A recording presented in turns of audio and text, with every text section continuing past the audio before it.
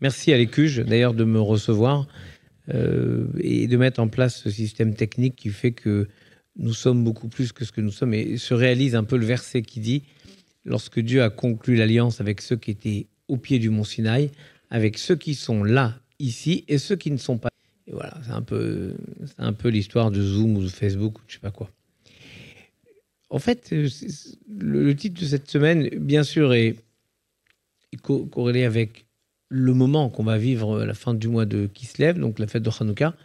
Mais c'est parce qu'on a eu un débat avec Gad sur un thème que j'avais traité il y a 2 ans, qui était l'étranger. Et j'avais traité cette question en disant, globalement, nous sommes tous des étrangers de quelqu'un, et il y a tous quelque chose d'étrange en nous. C'était le principe d'Abraham. Mais comment ça se crée, cette étrangeté ?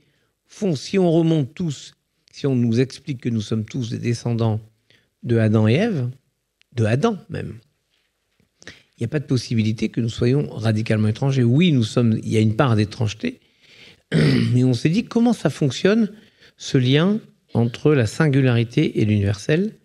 Et il se trouve que c'est, de mon point de vue, le principe de Hanouka. Parce que Hanouka pose une énorme question, c'est pourquoi nous, on s'accaparerait la lumière ? On rallume des lampes, ok. Mais est-ce que c'est uniquement pour nous, la lumière ? Donc quand on rallume la lumière, est-ce qu'on ne l'allume pas aussi pour l'ensemble de l'humanité ? Et donc partant de là, on a décidé de voir comment on pouvait réfléchir à ces questions. Je vous ai proposé 3 textes. Le premier, dans la Genèse, c'est le début de la Tour de Babel, l'histoire de la Tour de Babel qu'on va commenter. Le deuxième, c'est très intéressant, ce sont tous les descendants des 3 fils de Noé, avec des noms très marrants, mais ces noms qui incarnent à la fois la singularité de chacun, mais l'universalité, tout le monde est là, mais tout le monde vient de la même source, parce que nous sommes tous enfants d'Adam et Ève, mais par nature, nous sommes tous aussi enfants de Noé, tous. Et comment ces différences arrivent à naître. Et puis le troisième passage, c'est le texte que nous lisons dans l'Amida, l'office de chaque jour, pendant la fête de Hanouka. Qu'est-ce que Hanouka ? Et on va raconter cela à travers cette prière et on va essayer de voir comment on peut y réfléchir. Bien. Première question sur Hanouka. Quand est-ce que se déroule Hanouka ? Vous regardez quelque chose d'étonnant. Toutes les cultures du monde, les Inuits, les Arawaks, toutes les cultures. Et pourquoi je vous parle de ça ? Parce que quand j'ai fait un DEA, ça existait avant. Bon, les vieux, vous vous rappelez qu'il y avait des DEA. Et c'était pas un doctorat, mais c'était mieux que la maîtrise. C'était un truc, DEA, genre de diplôme d'études approfondies, bravo. Il y a une qui sait traduire ces vieilles appellations. Bref, je faisais un DEA à l'école pratique d'autres études, en Sorbonne. Et dans mon truc, j'ai fait un apparat critique d'un traité de la Mishnah qui s'appelle Yedaïm, et j'ai travaillé sur la purification et la pureté des mains. Voilà. Je suis un spécialiste de la pureté des mains. Ça ne sert à rien, mais ça peut être utile. Dedans, je devais faire 2 UV dans un autre domaine, un autre département de l'EPHE. Bon, je n'avais pas envie de faire des trucs, machin. J'ai trouvé le chamanisme. Je me suis dit, tiens, là, il n'y a aucune chance que je connaisse quoi que ce soit. Bim, le chamanisme. Mais j'ai retrouvé des choses formidables. La culture de la mort, c'est-à-dire que la référence à la mort, à la construction d'une société où on intègre les morts, non, franchement, c'était merveilleux. Et donc, je me suis rendu compte que dans ces cultures qu'on pourrait imaginer assez loin des nôtres, et je ne parle même pas des nôtres en tant que juifs, des nôtres en tant qu'occidentales, il y a un moment dans l'année où on va allumer des bougies, allumer une flamme, allumer un feu. Quand ? Là. Bravo, là. Au moment de Hanouka, au moment de Noël, au moment où, globalement, on allume des flammes, sauf moi qui n'ai pas le droit de les allumer à l'Élysée. À part ça, tout le monde a le droit et doit allumer des flammes. Pourquoi ? Alors, j'ai creusé, j'ai réfléchi, et je vous propose cette interprétation. Il vient basé sur un midrash, et j'arrange le midrash pour que ça colle avec ma théorie. Mais j'ai trouvé une source. Adam est créé... Adam, pas le monde. Adam est créé globalement en septembre. Okay, il est créé en septembre. Et vous savez ce qui se passe en septembre? Les jours déclinent de plus en plus. Donc la durée du jour décline, la durée de la nuit augmente. Et donc, Adam, qui ne connaît pas le monde, il expérimente. Il voit donc un monde qui semble s'éteindre de plus en plus et de manière inexorable. Puisque le jour diminue. Il se dit, c'est inexorable, la nuit va l'emporter sur le jour. Parce qu'il n'avait pas encore lu Apollinaire. C'est le problème de Adam. S'il avait lu Apollinaire, il aurait su jamais les crépuscules ne vaincront les aurores. Bien. Il n'a pas lu Apollinaire. Ni Flegg. Donc, il se dit, puisque le jour a besoin qu'on l'aide, je vais allumer une flamme pour rallumer quelque chose dans le monde. Comme s'il fallait que les humains aident Dieu à faire advenir à nouveau la lumière.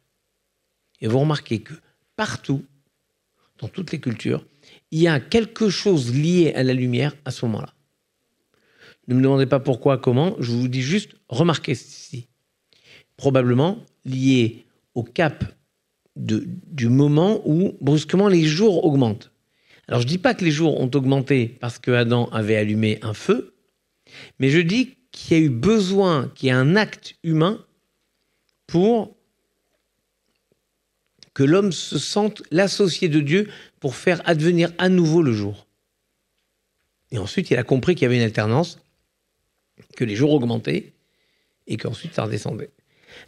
Première chose. Donc Hanouka, c'est lié à ce besoin de rallumer quelque chose. Toute la fête de Hanouka repose en fait sur une volonté de faire mieux que ce qu'il y a. Quel est le pitch de Hanouka?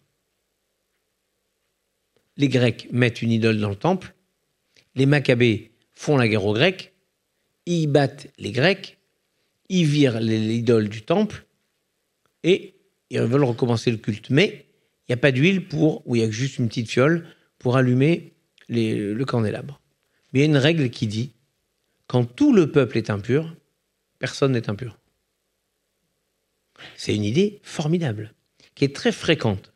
Regardez, le Talmud dans le traité Sanhédrin dit singularité, universalité. Regardez bien, c'est incroyable. Et si vous ne croyez pas, c'est rappelé dans le livre d'un sociologue qui s'appelle Christian Morel, qui était ancien DRH chez Renault, qui a écrit 3 tomes d'un livre qui s'appelle « Les décisions absurdes, comment les éviter ». C'est un ingénieur, c'est un sociologue. Et donc, les décisions absurdes, comment les éviter, dans le 2e tome, vers la page 272, je crois, il dit il faut se méfier des décisions unanimes. Il prend un exemple technique, celui de la navette spatiale. La navette spatiale, d'après lui, a explosé pour 2 raisons. La première, les ingénieurs qui ont fait la réunion qu'on appelle go-no-go, elle part ou elle part pas, la navette, go ou no-go, ils l'ont faite par visioconférence. Il n'y a pas encore Zoom, mais ils ont fait un genre de truc informatique, je ne me demandez pas comment ça marchait, parce qu'ils ne pouvaient pas se réunir. Donc ils ont fait ça comme ça. Et quand ils ont fait ça comme ça, ils ont perdu ce que j'appellerais l'information non verbale. Par exemple, si je vous dis est-ce qu'il fait chaud? Oui. Bah oui, c'est qu'il fait chaud. Si je vous dis il fait chaud et que je vous réponds oui, vous voyez que c'est pas la même chose. Parce que mon geste a montré qu'il faisait chaud, mais enfin, il fait assez froid quand même. Oui, c'est pas mortel, mais j'ai froid. Oui.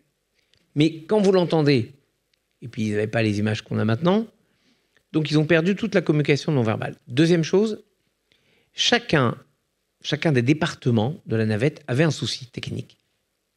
Mais chacun était convaincu que l'autre avait un gros souci technique. Et chacun s'est dit, il n'y a aucune raison que moi, j'arrête le processus. Donc, le responsable, je sais pas moi, des tuyères a dit go, en sachant qu'il avait un problème. Mais il se dit, celle qui gère les tuiles, elle a un gros problème, donc elle va sûrement dire no go, donc bon, elle dira no go, no go. Celle des tuiles, elle s'est dit, bah, celui du carburant, lui, il a un lourd problème. Donc moi, je vais dire oui, parce que lui, je sais qu'il va dire non, et ainsi de suite. Donc chacun a dit oui, pensant que l'autre allait dire non. Quand ils ont tous dit oui, bah, go. Et il y a eu les fameux problèmes des tuiles. Et ça, c'était la tuile, c'est le cas de le dire. De là, les Américains ont théorisé l'idée qu'il faut impérativement avoir ce qu'ils appellent l'avocat du diable. C'est par exemple, vous dites oui, go.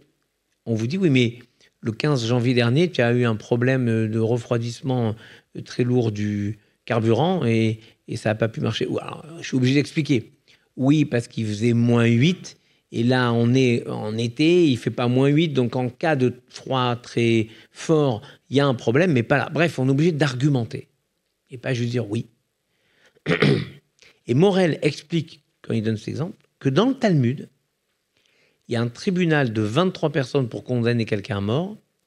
S'il y en a 20 qui le condamnent, 3 qui l'innocentent, il est condamné. 22 qui le condamnent, 1 qui l'innocente, il est condamné. 23 qui le condamnent, ce qui a priori est mieux que 22.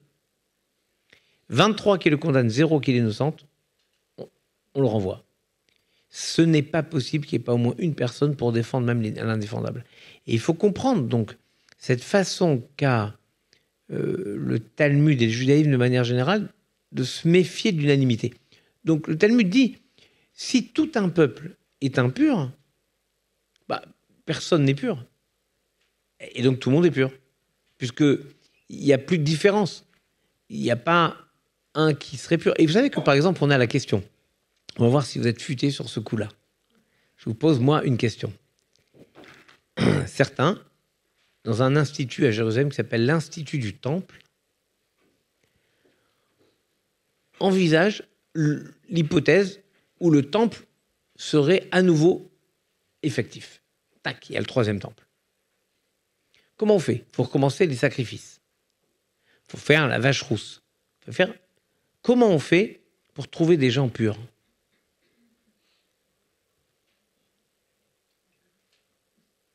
Puisque nous sommes tous impurs par contact avec des gens impurs, soit on a contacté un mort, soit on a contacté quelqu'un qui était impur, bref, nous sommes tous impurs. Comment on fait pour trouver des gens purs? Non. Une des hypothèses, c'est de dire, puisque nous sommes tous impurs, donc nous sommes tous purs. Voilà. La pureté et l'impureté s'effacent devant l'impossibilité de faire. Tout le monde est pur.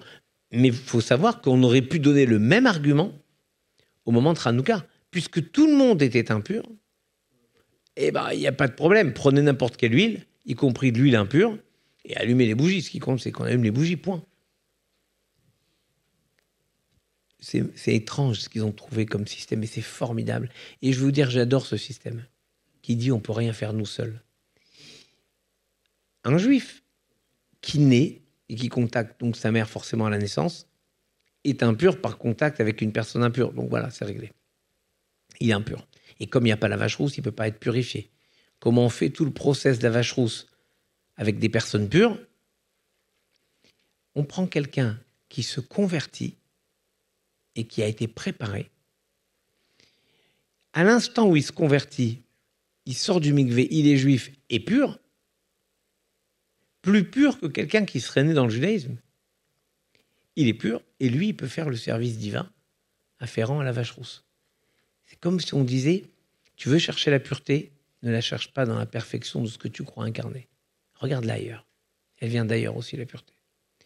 Et pour Hanouka, c'est quelque chose, je crois, d'assez étonnant, cette idée que on va rallumer la lumière, jour après jour, allumer des bougies en plus, avec un débat, est-ce qu'il faut faire 8, 7, 6, 5, 4, 3, 2, 1, ou 1, 2, 3, 4, 5, 7, 8, ce que nous faisons finalement.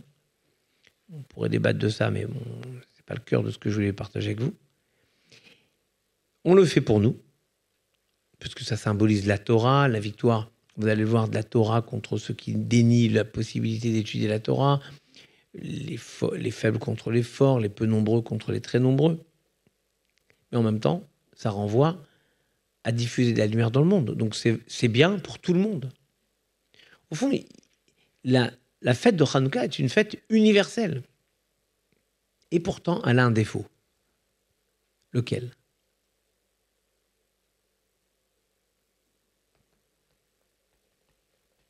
Alors? Alors, allez-y. Bah, que 8 jours.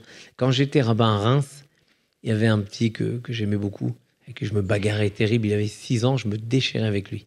Parce qu'il me tenait tête et moi j'adorais lui tenir tête. Et donc, des fois, c'était même. C'est rigolo. Et un jour, il me raconte, après les vacances de Noël, donc il retourne à l'école, je sais pas, il devait avoir, allez, 7 ans, pas plus. Il me raconte que à la rentrée, le maître leur dit, bah, racontez-moi vos vacances de Noël. Alors chacun racontait les vacances, les cadeaux de Noël.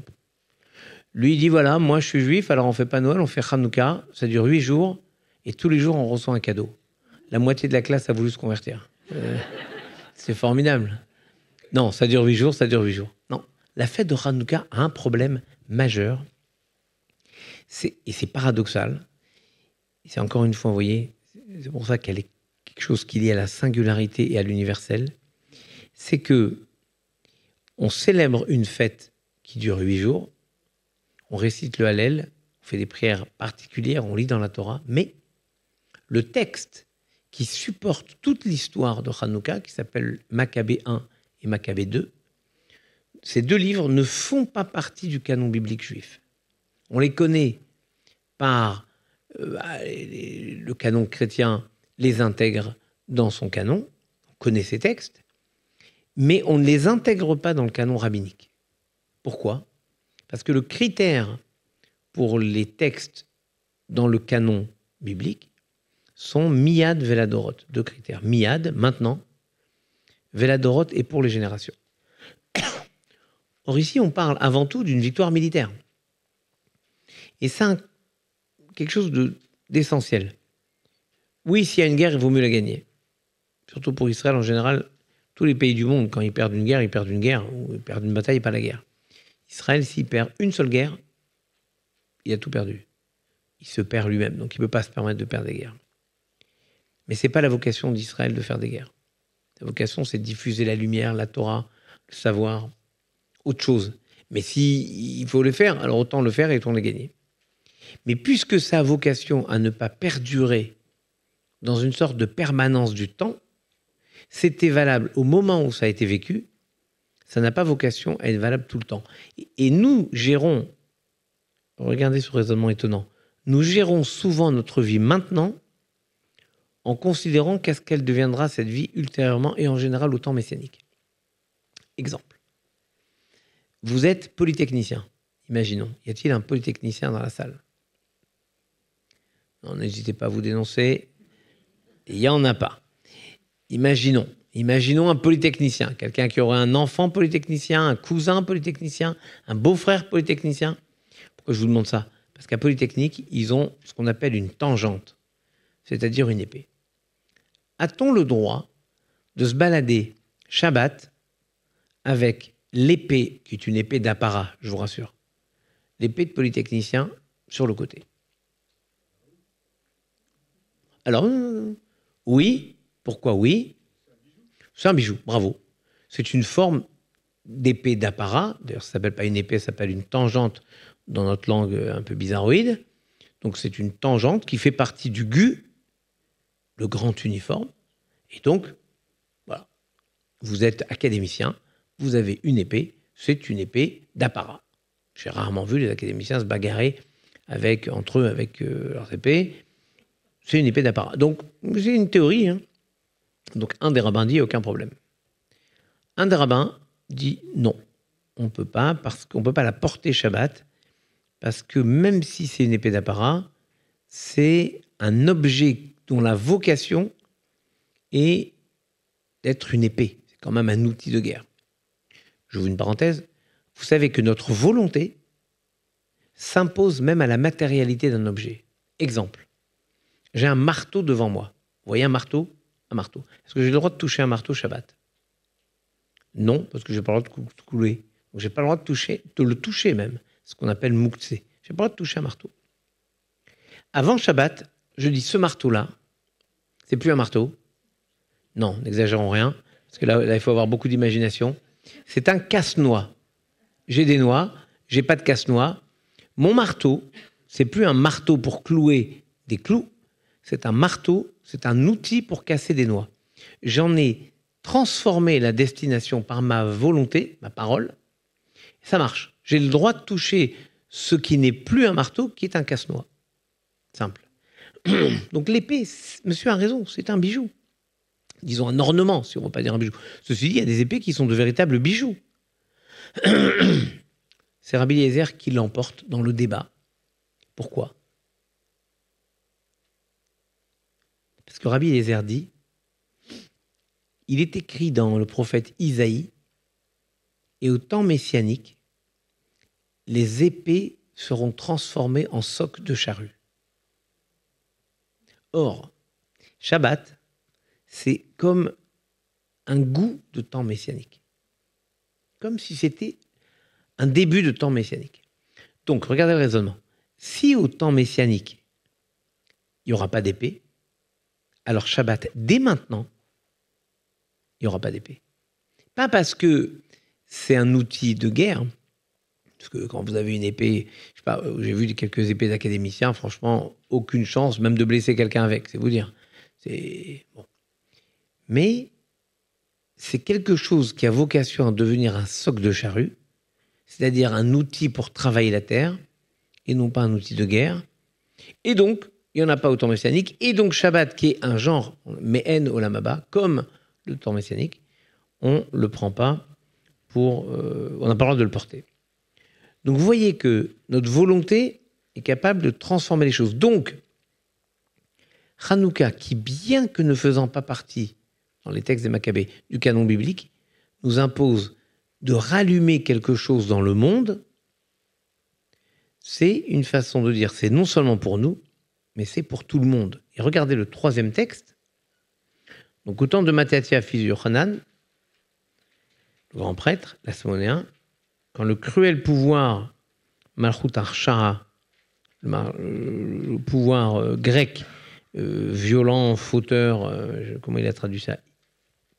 Le cruel, très bien, se leva contre Israël, ton peuple. Écoutez bien, pour lui faire oublier ta Torah.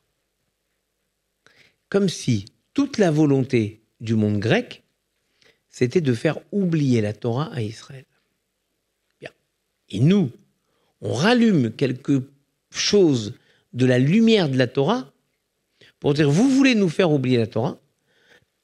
Nous, on rallume plus encore l'espérance de la Torah. Le deuxième texte, donc Genèse 10, je les prends à l'envers. C'est parce que ils sont dans l'ordre où ils apparaissent dans la Bible. Mais même si, en fait, le 10 aurait pu être avant le 11, mais je vais vous expliquer pourquoi je l'ai mis comme ça. Dans le 10, Genèse 10, il y a toute la descendance. 3 garçons, Shem, Ham, Yafet, 3 enfants de Noé. Et il y a toute cette diversité qui apparaît. Tous les peuples, les 70 nations symboliques du monde apparaissent là.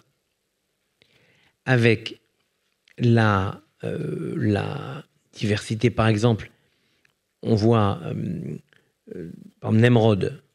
Nemrod qui va être en conflit lourd avec Avram. Nemrod apparaît là. Réchit Mamlarto Babel, ça c'est magnifique. Il va commencer sa royauté avec Babel. Et c'est pour ça que j'ai mis Babel avant, alors que dans... Là, vous voyez, c'est Babel, c'est le 11, là, c'est le 10, j'aurais dû mettre 10 avant. Mais je voulais vous montrer comment on explique que le Nemrod apparaît et commence son royaume avec Babel. Il faut donc comprendre ce que c'est Babel, puis Erer, Akkad et Khané dans le pays Shinar. Qu'est-ce que c'est Babel? Et il a construit, il a bâti des villes. Et alors, il y a un... Comment il s'appelle? Bertrand de Fédot, qui est le patron de... celui qui a quasiment construit pour le cardinal Lustiger le centre des Bernardins, a fondé quelque chose qui s'appelle la Fondation des villes, réfléchit sur la ville, c'est assez formidable comme travail. Et il avait demandé à réfléchir sur les villes. Regardez, les villes apparaissent là. De cette contrée, il s'en alla à Achour, où il bâtit Ninive, Rehovot, Ir et Kelach. Puis Resen, entre Ninive et Kélar, la grande cité. Mitzraïm fut la souche de l'Éoudim, des Anavim, c'est l'Égypte, Mitzraïm, l'Égypte, etc. Les villes apparaissent là. C'est-à-dire, les hommes éprouvent le besoin de se rassembler, de vivre quelque chose de l'universel. On ne peut pas être un universel à soi seul. Donc, pour vivre l'universel, il faut être nombreux. On crée des villes. Qu'est-ce que c'est Babel? Première grande ville dont on parle. Regardez le premier texte. En hébreu, Vaihi kol haaretz safa achat udvarim achadim. Il y eut sur la terre une même langue et des paroles identiques. Une seule parole. Tous les commentaires demandent, mais si c'est une seule langue, évidemment c'est la même parole. Pourquoi c'est répété? Réponse. Il était impensable de penser différemment que la masse. Maintenant, en réalité, c'est faux. C'est le chapitre 11. Si vous regardez dans la Genèse, au chapitre 9, il y a une longue généalogie des gens qui sont nés de Noé à Abraham. Et dans cette généalogie, il y a marqué « Voici leur famille, l'Ilshonotam selon leur langue ». Ce qui prouve donc qu'il y avait plusieurs langues. Alors les commentaires demandent, mais comment on peut dire là, dans ce chapitre, il y avait une seule langue, alors qu'on voit qu'avant, il y avait déjà des langues différentes? Réponse, ils parlaient des langues différentes, comme nous, où les Corses peuvent parler corse, les Bretons peuvent parler breton, les Savoyards, savoyard. Bref, chacun a son petit patois, les Basques, ils peuvent parler basque. Mais on a tous le français, grâce à l'édit de Villers-Cotterêts. Eux, ils avaient tous le Lachon HaKodesh d'Irachi, l'hébreu. Une langue universelle. Donc, ils étaient déjà dans l'addition de la singularité, mais le respect de l'universel. Donc, ils avaient toujours l'universel qui leur permettait de vivre quelque chose avec les autres, même si ils avaient une part d'eux-mêmes qui était dans la singularité. Mais regardez bien comment ça se passe. En allant vers l'Orient, c'est-à-dire vers une direction, l'Orient c'est orienter, l'orientation, ils décident que puisqu'ils sont tous semblables, avec une seule langue, il faut par nature qu'ils se construisent contre un autre. Et quel autre ils trouvent? Dieu. Moi, ce qui m'a toujours impressionné, c'est comment on comprenait ce texte uniquement selon ce qu'on avait appris quand on était au Talmud Torah, quand on était jeune.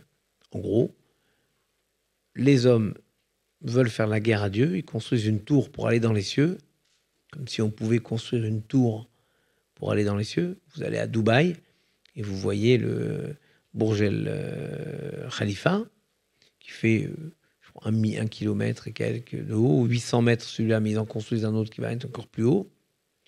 Et vous vous dites, bah, même si on en fait 10 comme ça, au pire des cas, on arrive à la hauteur où volent les avions. Parce qu'on vole, nos avions volent en gros à 30 000 pieds, c'est-à-dire 10 000 mètres. Donc on peut s'amuser à construire les tours qu'on veut. Ça ne marchera pas. Et puis, ils n'avaient pas encore inventé les ascenseurs. Donc, c'est compliqué pour monter 10 km de tour. Hein. Enfin, je veux dire, il faut imaginer. Donc, on a 2 étages à monter, on est tout paniqué. Bien, c'est autre chose qu'il faut comprendre. Et donc, on se disait, quand j'étais petit, on me disait, donc Dieu a construit... Donc, ils ont construit cette tour. Dieu est descendu voir ce qui se passait. Ça l'a énervé. Il a mélangé leurs langues. Et donc, ils ne se sont plus compris. L'un disait, passe-moi le marteau. L'autre, il dit, comment tu as parlé de ma sœur, machin, passe-moi la brique. La brique, tu parles de quoi, la brique? Brique à l'œuf, brique au thon. Enfin bref, ils ne se comprenaient rien. Ils ne se comprenaient plus. Et donc, comme si Dieu s'était protégé contre la construction de la tour en mélangeant les langues des hommes. Je vous propose une autre interprétation qui ne me va pas du tout, celle-là. Dieu constate que l'uniformité est très dangereuse. Parce que la nature de l'uniformité, c'est de toujours exclure quelqu'un.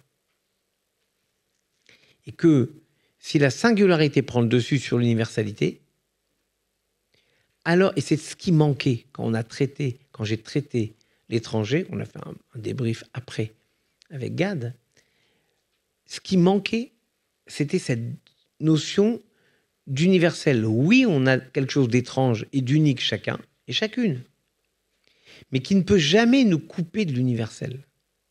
Oui, on peut avoir des religions différentes. Déjà, dans la même religion, on peut avoir des visions différentes. Vous prenez un ashkénaze qui prend du lait après la viande 1 heure après, et un séfarade qui le prend 6 heures après, ils ne peuvent pas manger ensemble du fromage après avoir déjeuné ensemble la viande. Vous vous rendez compte? Ils font un repas. Ils mangent ensemble de la viande. On est samedi. Ils finissent le repas à 2h30. Okay, à 4h30, ils font un petit goûter, l'autre il dit viens, on se prend un petit yaourt. Un il dit oui, l'autre il peut pas. Tu vois pas? Et je ne vous parle pas des différences entre les autres religions, de religions différentes. Donc la nature de l'humanité, c'est la différence, la distinction. Et Dieu constate que l'humanité à cette époque n'a pas compris cela. Elle a compris comme l'uniformité. Il y avait sur la terre une seule langue et une seule parole, une seule façon d'utiliser cette langue. Et lorsque Dieu voit ça, il mélange leurs langues, puis il les disperse partout dans le monde pour leur apprendre à se retrouver malgré les différences de langue et malgré la distance. Faites l'essai. Moi, par exemple, j'étais rabbin à Reims. C'est pas très loin de Paris, honnêtement. C'est combien? Là, tu m'as fait de la peine. Ça, c'est maintenant 1h30. Moi, quand je roulais avant les radars, je mettais 45 minutes. Ouais. Non, pas en TGV. Ça m'a coûté quelques points sur mon permis, parfois même le permis. Mais bon, disons, il doit y avoir 135 km, pas plus. Ou 140 en cherchant bien. C'est pas loin, mais quand vous déménagez de Reims à Paris, ce que j'ai fait, donc j'étais rabbin de Reims, j'ai habité Reims, j'ai quitté Reims pour Paris,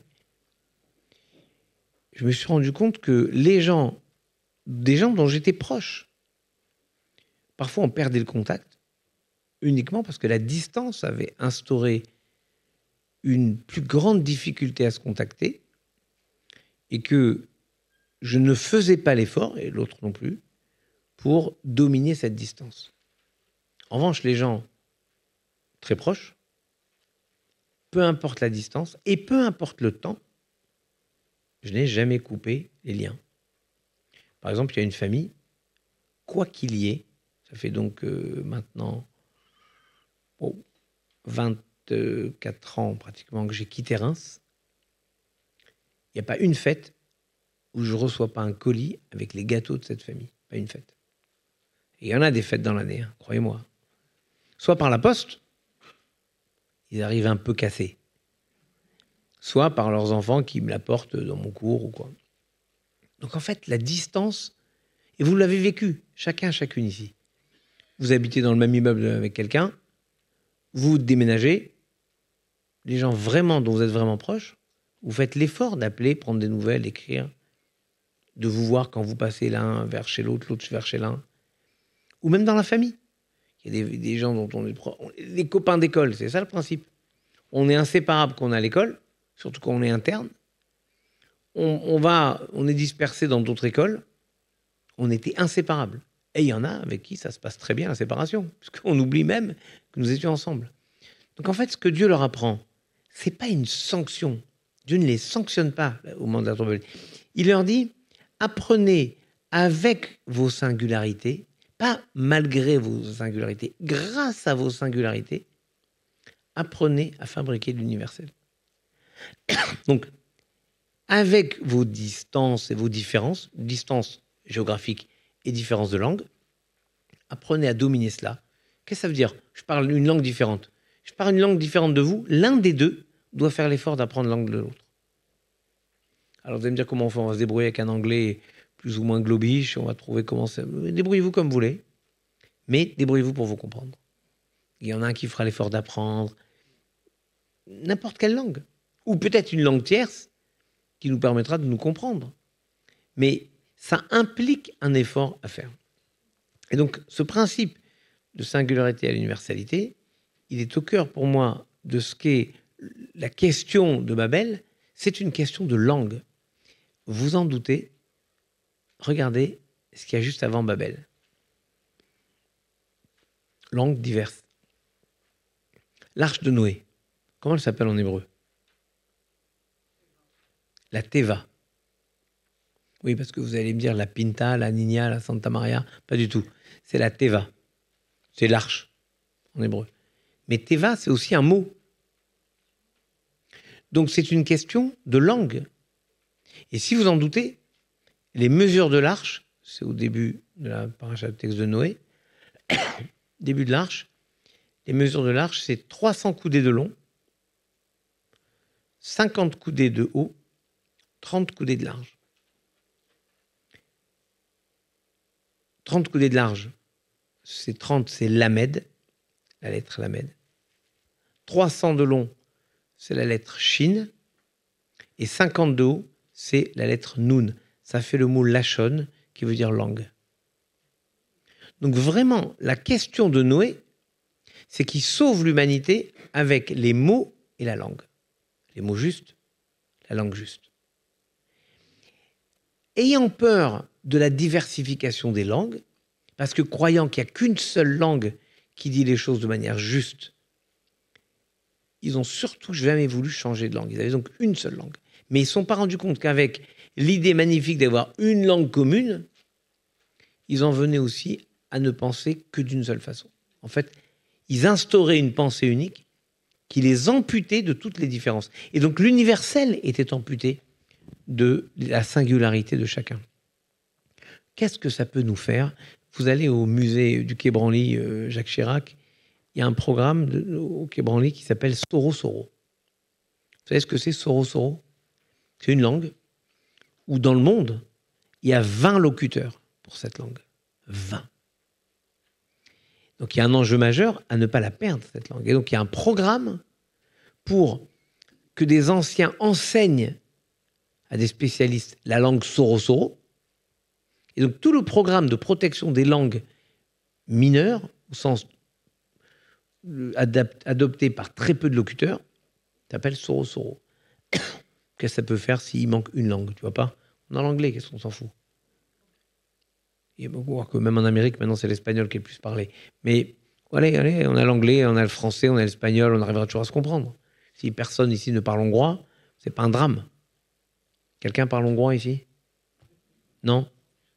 C'est dommage. Hein? Igen. Mais ce que je veux vous dire, c'est que il y a un enjeu majeur pour l'ensemble, pour l'universel, de ne pas perdre une partie de ce que le génie humain a produit. Mais c'est même valable pour la création de Dieu. L'universel, c'est aussi protéger le scarabée, je sais pas quoi, dont on dépense je sais pas combien d'argent pour protéger quelques exemplaires. Le tigre de Sumatra, on va se bagarrer pour, la vérité, si ça vous manque, vous, tous les matins, de voir comment va le tigre de Sumatra, j'en sais rien, moi. Parce que l'un d'entre vous s'est réveillé, allez, les 2 dernières années, en se disant comment se porte le tigre de Sumatra. Je sais pas, moi, peut-être, vous êtes des spécialistes, mais moi, non, je vous dis la vérité, non. Et pourtant, c'est vital. Pourquoi c'est vital? Parce que quand Noé, sur l'ordre de Dieu, a sauvé l'humanité, c'est-à-dire, l'universel, il a sauvé 8 hommes, enfin 4 hommes et 4 femmes, mais il a sauvé 7 couples de chaque animal pur. Et il a sauvé tous les animaux et tous les végétaux. C'est-à-dire que nous ne sommes plus, nous, dans l'universel, s'il manque un animal, genre le tigre de Sumatra ou le scarabée de je sais pas où, et s'il manque une langue, une richesse que les hommes ont produit. Et ce qui est terrible aujourd'hui, c'est que dans notre volonté de mondialisation, ou je dirais dans notre mécanique de mondialisation, parce qu'on n'a pas la volonté, on abrase, on écrète toutes les différences qui ne nous paraissent pas vitales. Au point que maintenant, aujourd'hui, on a perdu des savoir-faire qu'on avait jusqu'à il y a 50 ans. Je peux vous prendre un exemple simple chez nous. Qui ici, non c'est de la triche, mais disons, qui ici, non, peut-être pas, mais disons globalement, nos enfants, voilà, je suis tranquille, là je suis sûr, nos enfants, ici, n'ont jamais ni fait, ni vu faire la cachérisation de la viande. Attends, je savais bien qu'il y en a une qui allait me dire « Oui, je l'ai fait parce que je le faisais avec ma grand-mère. » D'accord. Ah voilà, elle vit au Maroc. Elle vit au Maroc, voilà. Je parle en France, où le rabbinat, pour empêcher que les choses soient mal faites, a décidé, il y a 35 ans, de faire en sorte que ce soit le boucher qui le fasse, de sorte qu'on soit certain que la cachérisation, c'est-à-dire prendre la viande, mettre du gros sel dessus, la mettre sur une planche penchée, avec des trous dessus, pour que ça puisse couler. Vous la laissez 20 minutes, puis vous la rincez, puis vous la ressalez, vous la rincez. Ce mécanisme, nos enfants ne le voient plus. S'ils ne le voient plus, ils ne le connaissent pas et on va le perdre. D'accord. Ils en font toujours plus que les autres, les Tunisiens. Mais ça, je ne suis même pas sûr que ce soit vraiment la halakha, mais peu importe. Ce qui compte, c'est qu'il y a toujours un mécanisme de perte de connaissances et de savoir. Je vous ai parlé des langues, mais je pourrais vous parler des métiers. Il y a des métiers d'art dont nous avons perdu. On l'a vu là pour la restauration de la cathédrale. Il y a des métiers d'art qu'on est obligé de réinventer en s'inspirant du travail qui a été fait il y a 8 siècles. Ça veut dire qu'avant, on savait, par exemple, sans parler de la cathédrale, mais par exemple, dans la haute couture, faire des plumes, il y a une entreprise qui s'appelle Le Sage. Elle a été rachetée par la maison Chanel, pas pour faire du bénéfice, mais pour protéger le savoir-faire des ouvriers et créer une école pour que les derniers ouvriers enseignent à des nouveaux comment faire. Des choses ancestrales, dont avant, on savait très bien comment faire. Regardez l'école Boulle, par exemple, en ébénisterie, ils font des trucs avec... Mais nous, je crois qu'IKEA, il fait ça. Pas du tout. IKEA, il fait pas du tout ça. Et ça marche très bien. Oui, mais ce savoir-faire, on ne peut pas le perdre. Et c'est ça, c'est la singularité de chacun et de chacune qui assure l'universalité du collectif. Et Hanouka, c'est ça. On dit, voilà une minorité. Nous sommes une minorité. Les Grecs ont voulu massifier les choses. Écoutez, on ne va pas s'embêter avec chacun son petit dieu. Vous mettez un seul dieu, notre idole, dans votre temple. Comme ça, tout le monde prie de la même façon, on n'en parle plus. Une sorte de mondialisation de la foi. Okay, et nous, bien sûr, nous nous sommes toujours opposés à cela. Toujours. C'est un élan profondément juif que de vivre notre foi à notre façon.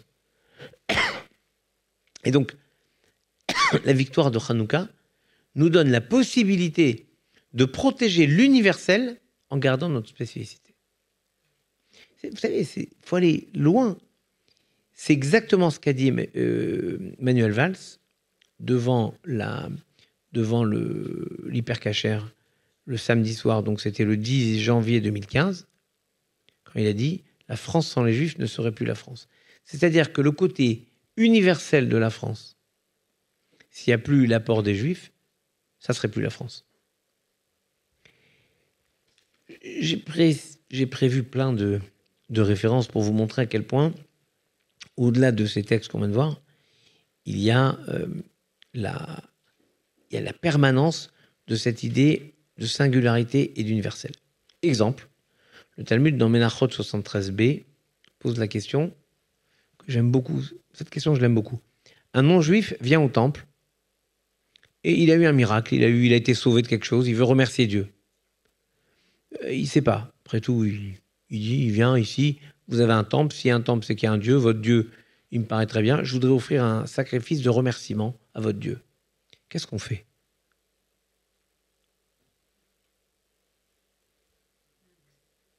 Voilà, M. Delisle, grand spécialiste du dialogue interreligieux, il vient, il dit, je veux faire un sacré... Hein ? Non. Espérer, c'est mignon. Mais qu'est-ce qu'on fait ? La loi. Lui, voilà, il présidait la fraternité d'Abraham. Il arrive, président de la fraternité d'Abraham, quelqu'un de bien. Vous voyez ce que je veux dire ?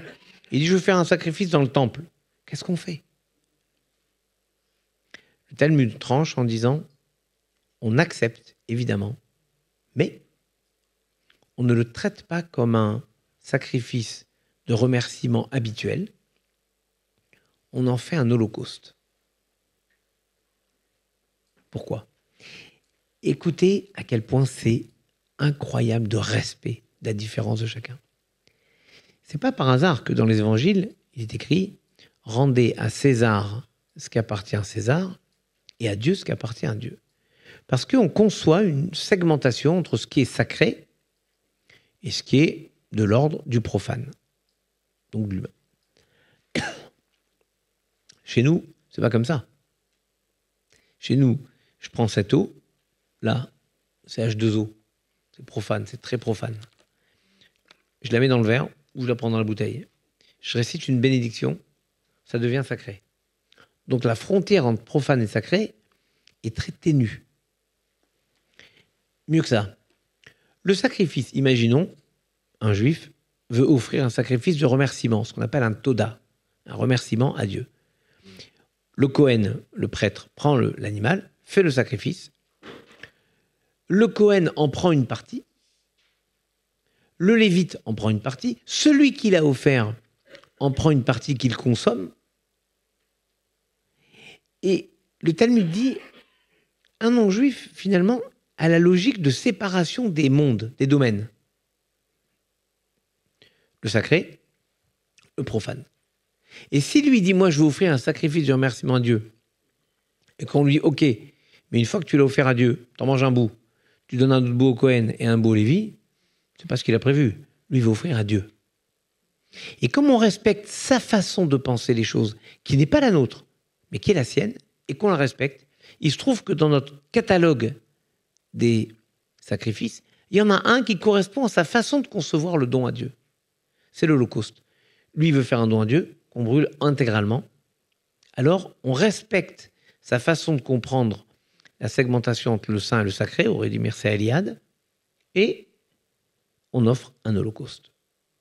C'est-à-dire que, pour respecter l'universel, on respecte même la singularité de l'autre, qui ne correspond pas à la nôtre, mais qui entre dans une espérance universelle. Parce qu'on aurait pu dire, il ne peut pas comprendre, ou il ne veut pas comprendre la façon qu'on a de faire le sacrifice, eh ben il ne fait pas. Mais non, il a sa place dans notre compréhension de sa singularité, et c'est comme ça qu'on construit l'universel. Donc au fond, cette fête de Hanouka, avec cette volonté de rallumer la lumière, et pour nous, et pour l'universel, puisque en défendant le judaïsme, on défend l'universel, puisqu'on enrichit aussi l'universel de ce que nous sommes, et je vous assure que ce n'est pas une question anodine que je vous pose là. Je conclus avec ça. C'est la raison pour laquelle, par exemple, moi j'ai été bouleversé par la conférence des évêques de France, qui en 2021 a fait une déclaration, 1er février 2021, pour dire la lutte contre l'antisémitisme n'est pas que l'enjeu des Juifs, c'est aussi le nôtre. Parce que si on ne protège pas la diversité dans une société, c'est la fin de sa société. Regardez l'enjeu majeur, donc pour la France, vous le comprenez aisément, mais regardez l'enjeu majeur de la défense des chrétiens d'Orient. Il n'y a pas des chrétiens d'Orient tel ou tel endroit. Ah, ils iront ailleurs. Où est le problème? Mais s'il n'y a plus de diversité partout, alors on revient dans le principe de la tour de Babel, il y avait sur la terre une seule parole, une seule langue. Et c'est pas sain.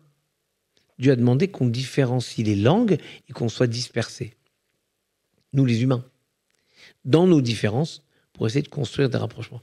Donc, vous voyez, cette question de singularité et d'universalité, elle est au cœur d'une forme de tension éthique entre l'individu et le collectif, qui est au cœur de toute pensée religieuse, qui vient du mot religere, qui veut dire relier les gens entre eux.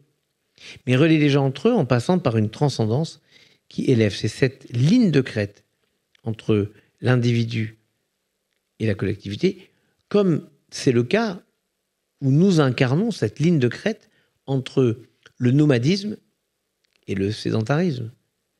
Abraham n'est pas un sédentaire, Abraham n'est pas un nomade, Abraham est un sédentaire qui n'oublie jamais qu'il a été nomade et qui est toujours nomade dans sa tête, dans sa façon d'envisager le monde. Donc en fait, si on s'enferme dans une identité qui n'ouvre pas sur l'universel, on s'appauvrit, on appauvrit le monde. Voilà comment je pouvais traiter presque comme un addendum, un coda sur la question que j'avais traitée, et revenir sur cette idée que cette fête de Hanouka, dans sa façon de considérer qu'il y a quelque chose à protéger de ce que nous sommes pour protéger l'universel, eh bien, c'est le combat de chacun et chacune, quelle que soit sa foi ou son absence de foi, mais quel que soit son humanisme et son désir de servir la collectivité, c'est-à-dire de contribuer au bien commun. Eh bien, c'est ça, cette recherche universelle. Voilà ce que je voulais partager avec vous. Et maintenant, il nous reste exactement 9 minutes pour les questions. Alors, vos questions. Ou les questions des auditeurs, je ne sais pas comment ça marche, Jean-François n'étant pas là, c'est Gad qui s'en occupe.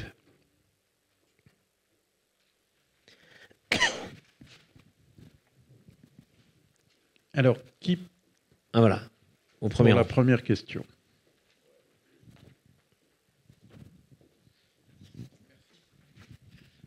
Merci beaucoup, Rabbi. Comme d'habitude, vous êtes génial. Non.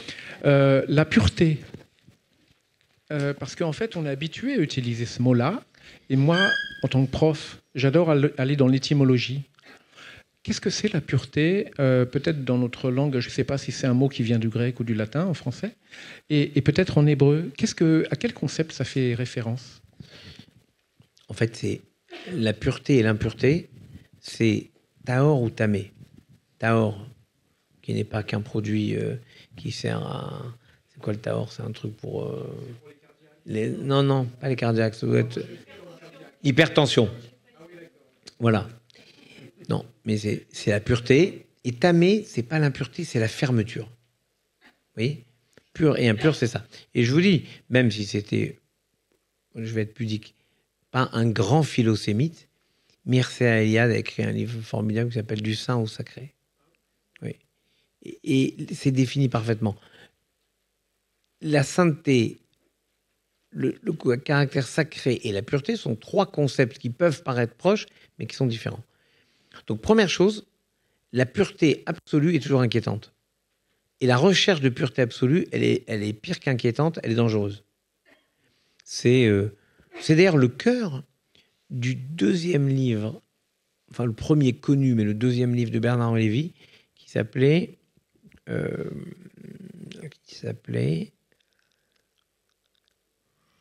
et ça va me revenir, La barbarie à visage humain.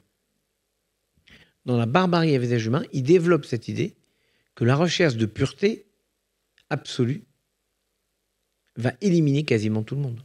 Regardez l'Espagne. L'Espagne, au XVIe siècle, sombre dans la nuit de l'histoire parce qu'elle est obsédée par la recherche du sang pur. Et le sang pur, comme il ne confie aucune charge, aucune, à quelqu'un qui aurait des ascendances maranes, juives, ils peuvent confier à personne rien. Parce que la pureté est inaccessible. La pureté absolue. Et d'ailleurs, il faut comprendre que nous, quand on dit qu'on est fauteur, oui, qui peut s'estimer absolument parfait, sans faute? Ça n'existe pas. Donc c'est cette... Disons, que ce soit un horizon, un objectif, c'est une chose, mais personne n'atteint une pureté absolue. Et je vous dis, relisez ce livre qui était assez extraordinaire de Bernard Lévy, qui l'a fait connaître, et c'est pas pour rien. Parce que, oui, effectivement, le nazisme qui cherchait pureté, mais en éliminant donc les scories, il se trouve que les scories, c'était nous. C'est pas de chance. Mais comme toujours dans l'histoire du monde. Mais là, vraiment, de manière tellement violente. Et en fait, si vous faites ça, vous éliminez forcément l'ensemble, parce qu'il y a toujours quelqu'un d'un peu moins pur que l'autre. Il y avait une question au fond, je crois, à Gad. Alors, levez la main pour poser une question. Ah, il me semble qu'il y avait une question oui, au fond. Ah, monsieur, là. J'arrive.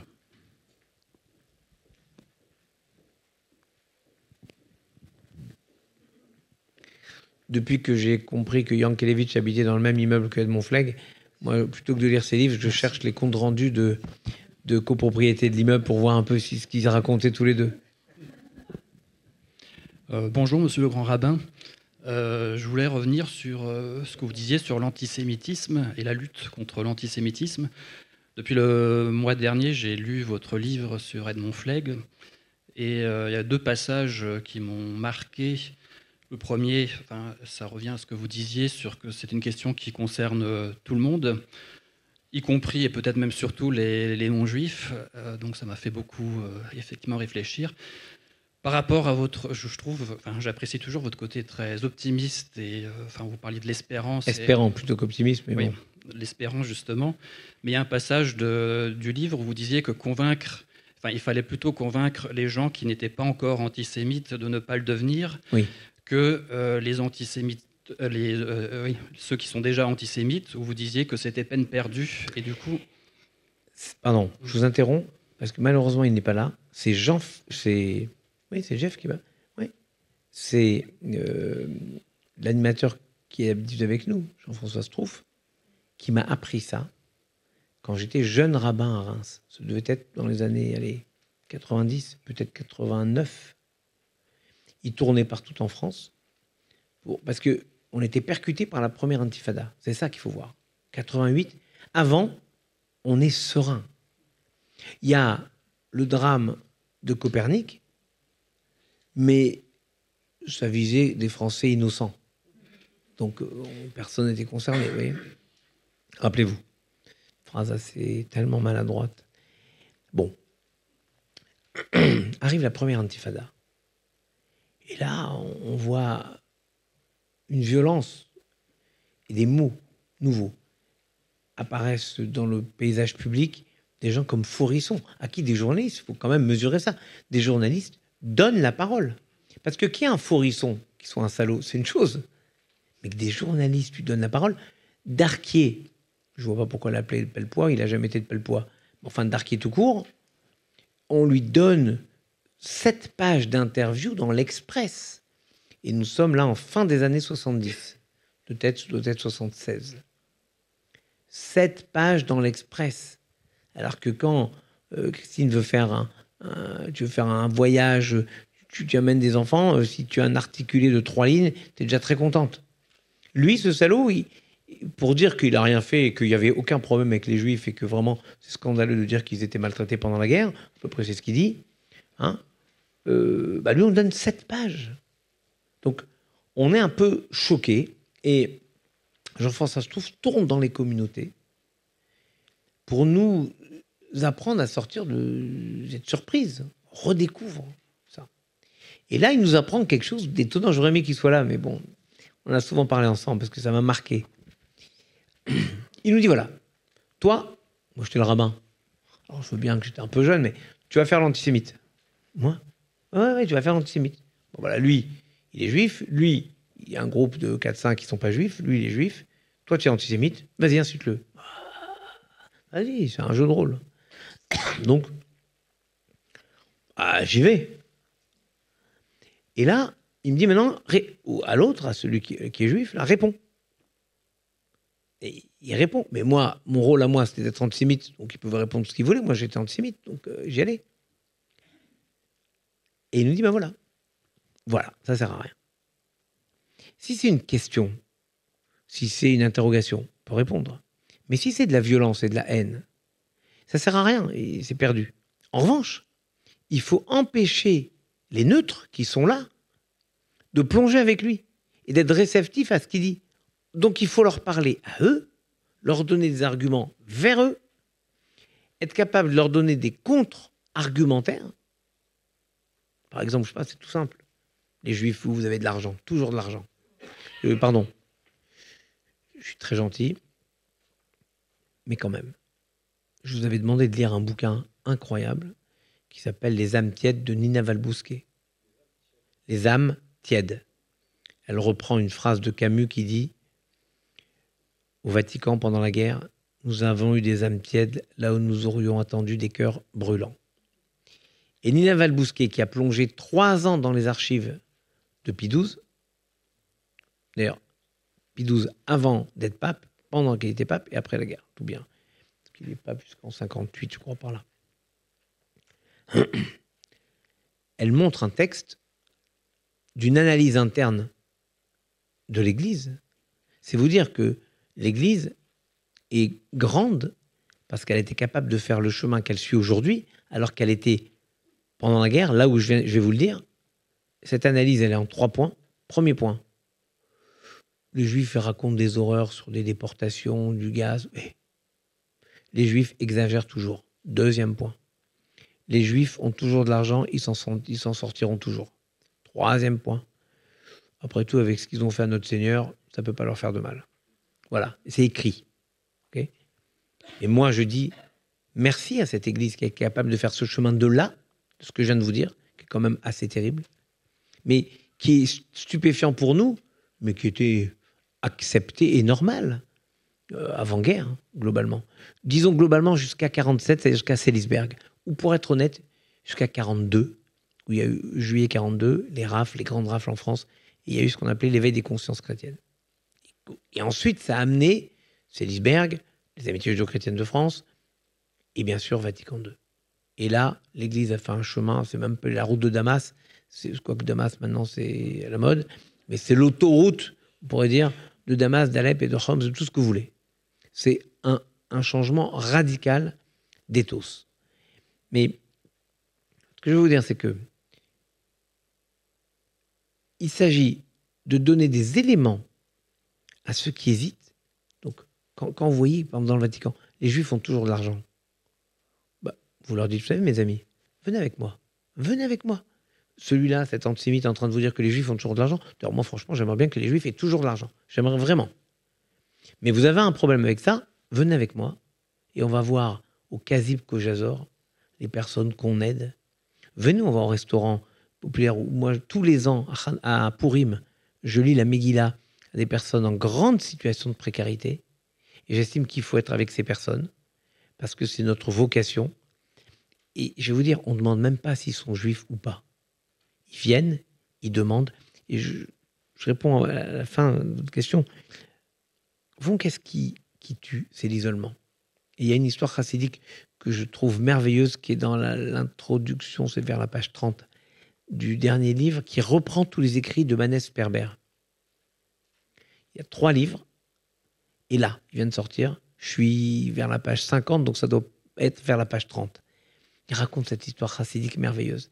Les chassidim, dans un petit shtetl, un ghetto, viennent voir le Rebbe et lui disent « Rebbe, Ephraïm est mort de faim, à côté de nous. » Le Rebbe dit « C'est pas possible. » « Si, il est mort de faim. Rabbi, chez lui, on l'a retrouvé mort de faim. » Alors le Rebbe leur dit « Mais toi, tu lui aurais donné ?»« Ah oui. » Et le Rebbe dit « Toi, tu lui aurais donné. Toi, tu lui aurais donné. Moi, je lui aurais donné. » Pourquoi il n'a pas demandé? Non, il avait honte, il n'osait pas demander. Ah, donc il n'est pas mort de faim, il est mort d'orgueil. Eh bien, la lutte contre l'antisémitisme, moi j'ai toujours considéré que l'antisémitisme c'était un virus qui mutait. Il faut être capable de considérer qu'il y a des gens où la mutation fait en sorte qu'ils sont quand même bien irrécupérables et que l'énergie qu'on met à essayer, espérer les déradicaliser, mettons-là juste cette énergie pour essayer de donner des éléments de réponse à des gens qui ont encore leur esprit, qui ne sont pas contaminés, qui se posent des questions. On nous dit que les Juifs sont puissants. Ben voyons ça. On dit que les Juifs ils ont le pouvoir. Allez voir les milliers de colis de Pessar que, ici, par exemple, combien de colis de Pessar vous donnez? 1200 familles. Et moi, je vais à Belleville, à Pessar, j'adore, parce que c'est merveilleux. Et puis moi, je fais l'animation. Je vais dans la queue, il y a une file d'attente. Je m'amuse parce qu'on leur offre un caddie. Alors les dames me disent, j'aimerais bien un caddie de telle couleur. Je vais leur préparer, je parle avec eux, je bénis les uns, les enfants, les autres.